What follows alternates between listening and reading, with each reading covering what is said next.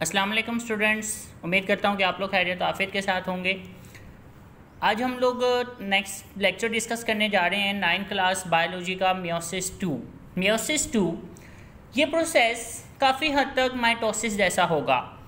अब यहाँ पर आप लोगों को एक क्वेश्चन यहाँ से आता है कि what is difference between the interphase of mitosis and meiosis. तो पहले मैं आपको ये चीज़ क्लियर करता चलूँ कि जैसे ही मियोसिस 1 में सेल्स अपनी डिवीजन पूरी कर लेते हैं तो उसके बाद फिर से वो इंटरफेज के अंदर चले जाएंगे। इंटरफेज जिसमें सेल फिर से डिवीजन के लिए खुद को प्रिपेयर करेंगे, लेकिन इस इंटरफेज के अंदर दोनों माइटोसिस और मियोसिस के इंटरफेज से थोड़ा सा डिफरेंस होगा। वो डिफरेंस ये है क्योंकि जब सेल डिवाइड हुआ था तो it is already in the form of chromatids, वो पहले ही क्रोमेटिड्स की फॉर्म में था। दैट्स वाई अब यहाँ एस फेज नहीं होगा, there is no duplication of genetic material. Cell G1 complete करेगा, डायरेक्ट G2 में चला जाएगा और फिर आएगा डिवीजन फेज की तरफ। तो this is a difference between the interphase 2 and interphase of mitosis and meiosis. जबकि आपने पढ़ा था कि माइटोसिस और मियोसिस का जो इंटरफेज है वो बिल्कुल एक ही जैसा होता है।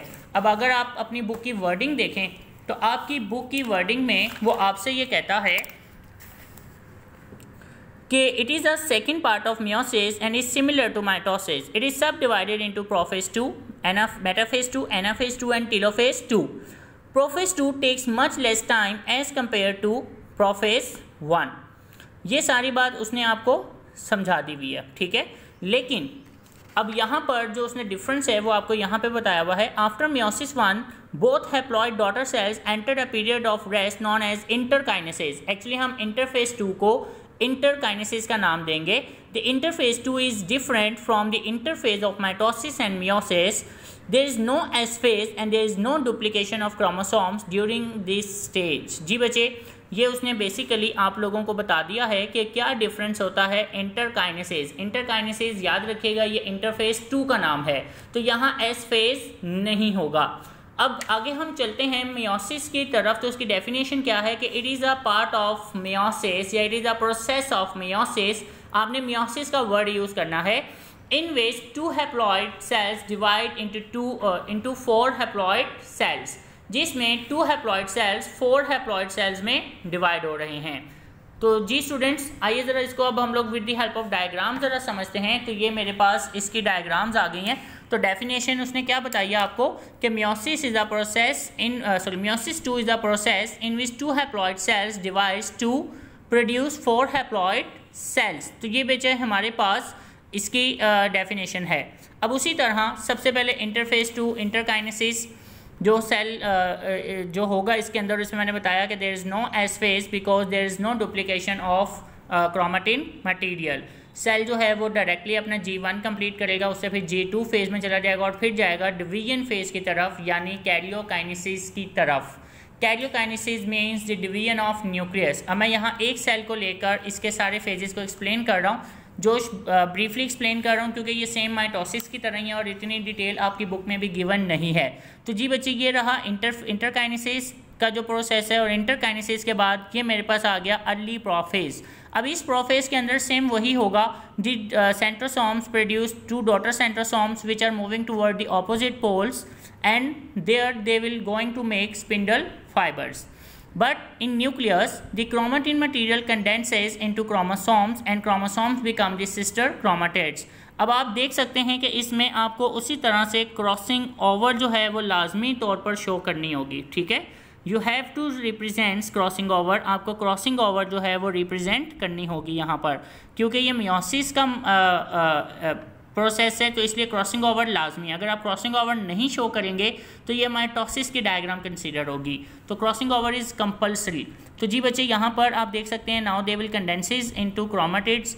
जब ये क्रोमेटिड में कंडेंस हो जाते हैं तो यहाँ चूँकि सिनेप्सिस का प्रोसेस नहीं होना, क्रॉसिंग ओवर का प्रोसेस नहीं होना, no bivalent and tetrad, so that's why ये फौरी तौर पर आगे चले जाएंगे। ऑपोजिट पोल्स पर स्पिंडल फाइबर्स बनना शुरू हो चुके हैं और यहाँ पर न्यूक्लियर इन्वेलप भी टूटना शुरू हो जाएगा। जैसे ही न्यूक्लियर इन्वेलप टूटना शुरू होता है, so this is the end of prophase 2। तो ये प्रोफेज 2 का एंड होगा। अब जैसे ही प्रोफेज 2 का एंड होता है तो इसके बाद स्टार्ट होता है metaphase 2। Metaphase 2 it is similar to mitosis metaphase. अब इसमें क्या होगा कि जो स्पिंडल फाइबर्स हैं वो इन क्रोमेटिड्स के काइनेटोकोर के साथ अटैच हो जाते हैं। जब ये इन काइनेटोकोर के साथ अटैच होंगे they are called kinetochore fibres, तो हम इन्हें काइनेटोकोर फाइबर्स कंसीडर करेंगे। अब इसी तरह काइनेटोकोर फाइबर्स जो हैं वो एक ही क्रोमेटिड्स को ऑपोजिट पोल से अटैच हो गए हैं। जैसे आप देख सकते हैं यहाँ से भी अटैच हुआ, यहाँ से भी अटैच हुआ, तो one chromatid will attach from both sides, तो वो दोनों साइड से वो अटैच हो जाएगा। इस तरह when they will arrange at the equator of cell they forming a metaphase plate, तो जब ये सेल के इक्वेटर पर अरेंज हो जाते हैं तो this phenomena is called metaphase 2, तो हम इसे मेटाफेज 2 का नाम देंगे। तो जी स्टूडेंट्स, ये मेटाफेज 2 है आपके पास। जब मेटाफेज 2 आपका कंप्लीट हो गया और उसके बाद जो नेक्स्ट फेज़ है वो है एनाफेज। अब एनाफेज में क्या होता है कि ये काइनेटोकोर फाइबर्स जो हैं वो श्रिंक होना शुरू हो जाते हैं, दे विल बिकम शॉर्ट, वो शॉर्ट होना शुरू हो जाते हैं and create a pulling force, और एक पुलिंग फोर्स क्रिएट करना शुरू कर देते हैं that pulls the chromatids into 2 parts. जैसे कि आप देख सकते हैं कि ये एक तरफ जा रहा है और ये दूसरी तरफ जा रहा है, ठीक है। जैसे ही ये खींचेंगे तो ये दरमियान से टूट जाते हैं, ओके, ये दरमियान से टूट जाएंगे and now they will become the chromosomes, तो ये क्रोमोसोम्स कहलाएंगे। Now these chromosomes are moving toward the opposite poles, means क्या कि काइनेटोकोर फाइबर्स जो हैं ये इन्हें खींचेंगे और अपने अपने सेंट्रोसोम्स की तरफ ले जाएंगे।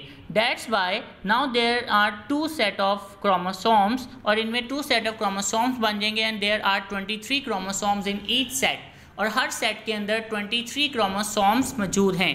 क्यों 23 हैं? क्योंकि यहाँ पर 23 क्रोमोसोम्स थे, ये सिस्टर क्रोमेटिड्स 23 थी आपके पास। जब ये डिवाइड होंगे तो इनकी डिवीजन से 1 से 2 बन रहे हैं, तो 23 से 46 प्रोड्यूस हो जाएंगे।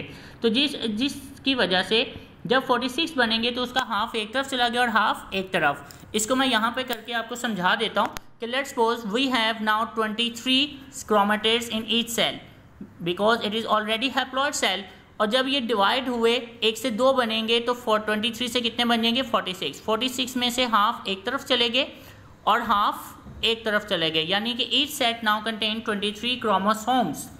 तो आपके पास जब ये ऑपोजिट पोल्स पे चले जाते हैं तो यहाँ पर एनाफेज 2 ख़त्म हो जाएगा और इसके बाद शुरू होगा टीलोफेज। टीलोफेज में क्या होगा कि फिर से जो न्यूक्लियर इन्वेलप है वो बनना शुरू हो जाता है और जो क्रोमोसोम्स हैं they are uncoiled back into loose thread like form called chromatin, ये फिर से क्रोमेटिन की फॉर्म में कन्वर्ट होना शुरू हो जाते हैं and centrosomes become very close to nuclear envelope, और इस तरह से ये telophase it is a reverse of prophase, ये प्रोफेज का रिवर्स होता है। जैसे ही ये कंप्लीट हो जाएगा तो इसके बाद साइटोकाइनेसिस शुरू होती है। In case of plant cell the cleavage fruit divides the cytoplasm of animal cell and in case of plant cell the cytoplasm divides with the help of cell plate and 2 cells are form from each cell, तो एक cell से 2 cell बनना शुरू हो जाते हैं। So that's why they are 2 haploid cells, so it will divide to produce 4 haploid cells. जैसा कि आप अपनी बुक के इस डायग्राम में देख सकते हैं कि they are 2 haploid cells and when they will divide they will produce 4 haploid cells. Okay बच्चे, ये हमारा आज का टॉपिक था। आपका यहाँ पर मियोसिस कंप्लीट हो जाता है, इसको आपने अच्छे से समझना है। अगर कोई क्वेश्चन होगा तो आप मेरे से ऑनलाइन क्लासेस में पूछ लीजिएगा या यहाँ पर ही कमेंट कर दीजिएगा, तो मैं यहीं पे इसका रिप्लाई कर दूँगा। मुझे इजाज़त दें, अल्लाह हाफिज़।